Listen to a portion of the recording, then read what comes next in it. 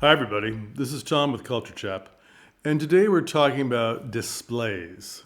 Displays in your lobby that help you sell your shows, sell your future shows, sell ideas that you have for the shows that you're doing.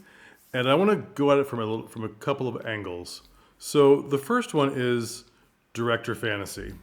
So recently in my area, there was a show, a Jewish show, that I'm not going to give you the name of. That's not the important part, but it had to do with the Holocaust. So the director, who is someone I worked with, who knows I'm doing this, so I'm not casting them out, calling them out. He decided that he wanted this pile of shoes on the stage to evoke the pile of shoes in Amsterdam or the shoes on the canal. There's a few different art exhibitions that have to do with shoes and the Holocaust, and they're very moving. They're amazing. But he spent a lot of his budget, which wasn't a lot, on vintage shoes, which is a lot of money for something that was on the stage with no reference, which was never referred to by the characters in the show. And he believed that everyone would know, all the Jewish people would know. And the area we're in is not very Jewish. It's certainly represented. We have synagogues here and the like, and that's great. But it's not as Jewish as somewhere I come from, which is San Francisco and the Bay Area.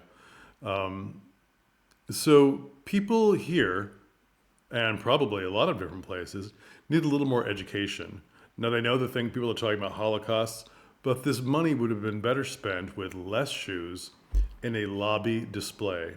Now, in the Museum of Jewish History in Amsterdam, there is a reference to this piece. It must be in another museum, and it is a mountain of shoes. It is a mountain of pairs of shoes. And there is a massive photograph of this exhibition with a plinth, like this is a plinth. So a plinth that can be made by your theater for inexpensive amount from scrap lumber.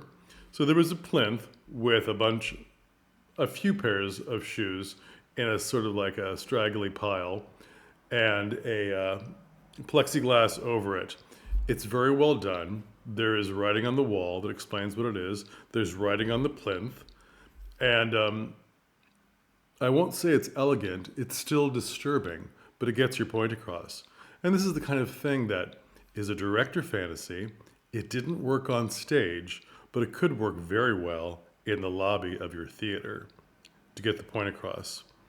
Now, this exhibition in Amsterdam, the one with the picture and just the plinth, that's representing the other massive exhibition pile of shoes, which is over 300 pairs, I believe, or more. It is enormous. And the shoes on the canal that are 40s shoes that I believe are encased in bronze, that's also quite a few as well. So on your plinth, you can't have much. And that's almost a little insulting.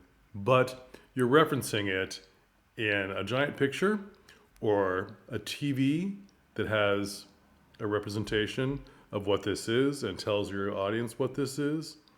And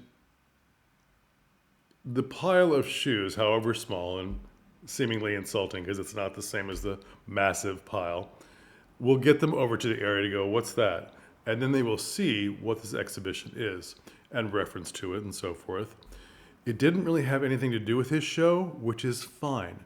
It's still on the same topic that's being discussed in the show.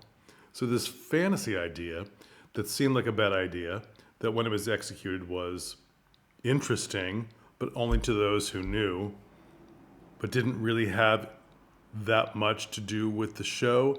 If there are props or exhibition kind of thing on the stage that isn't referred to, they're just stray props that everyone's like, what is that?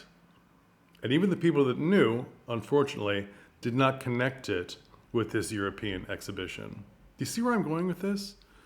Your director fantasies, your designer fantasies, your a lot of things that aren't really gelling with the show for the audience, maybe you all know internally, they might make better exhibitions that cost less and are better preserved and better sought after by the audience themselves when they want to go look at it in the lobby. So my second part is having some sort of large flat screen TV that shows things in the lobby that you want them to see.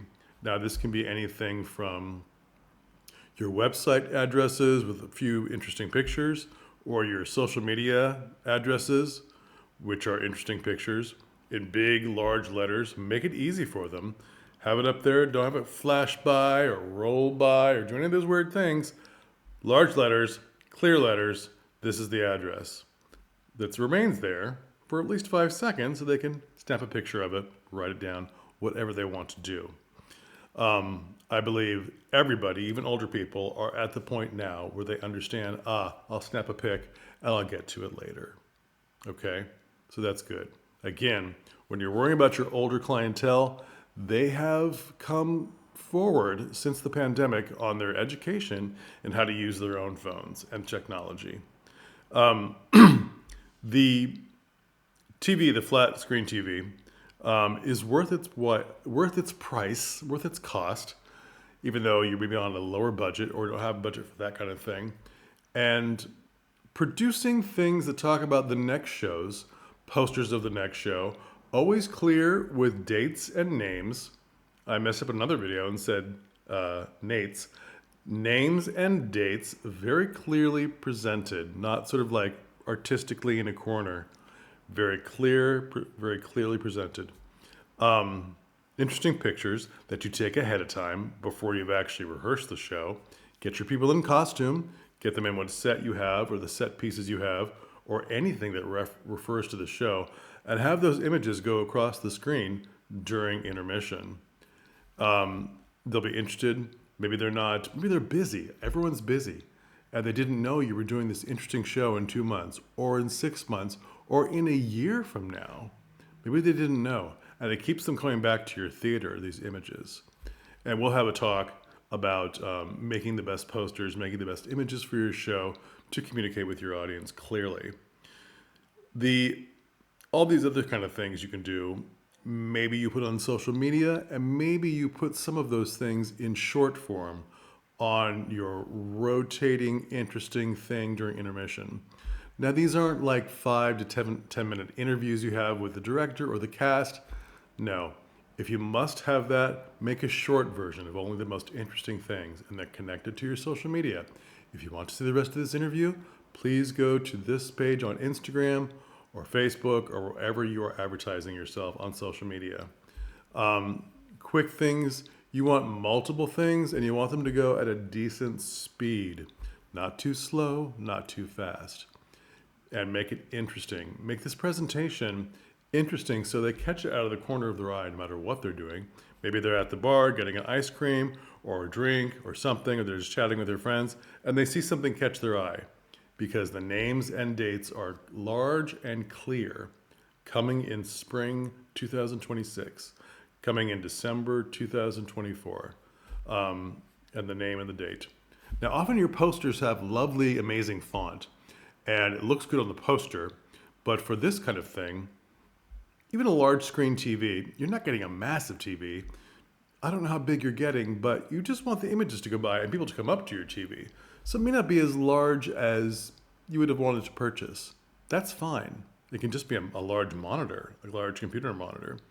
But when it comes to those posters, show them and then decide that maybe not everyone that comes to my theater has perfect eyesight or catching it. So you need to have the poster, which has the names and dates, maybe not as obvious as you would have it on your socials, your poster, your images, and then again, large, maybe just a solid color and Helvetica font, this coming, this date, this name, this date.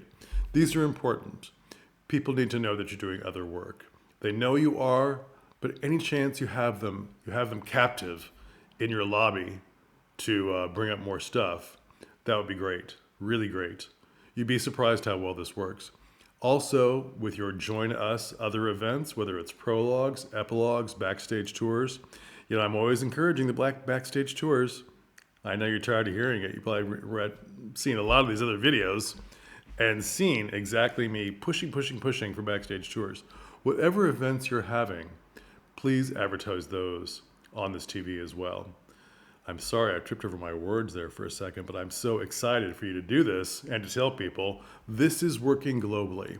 And that's part of the purpose and the push of my channel is let's see what's working for other theaters globally for them and see if it works for you. We're trying to keep theaters open. We're trying to keep patrons coming back to the theater. We're trying to increase the downfall of the numbers of people coming back to the theater because after the pandemic, numbers are down. Not as many people are coming back to the theater. We have to bring it back up, and you have to do quality work and tell them you're doing quality work all the time. Maybe they don't watch your TV. Maybe they just see it out of the corner of their eye, but they go, what was that thing I saw? I'll go to the website. I'll go to the socials and see. All of this works. It's all worth it. And if you want to have a little exhibition on the plinth that your carpenter's made for cheap and painted white and you got a plastic over it, then expose that as well. This inspired us.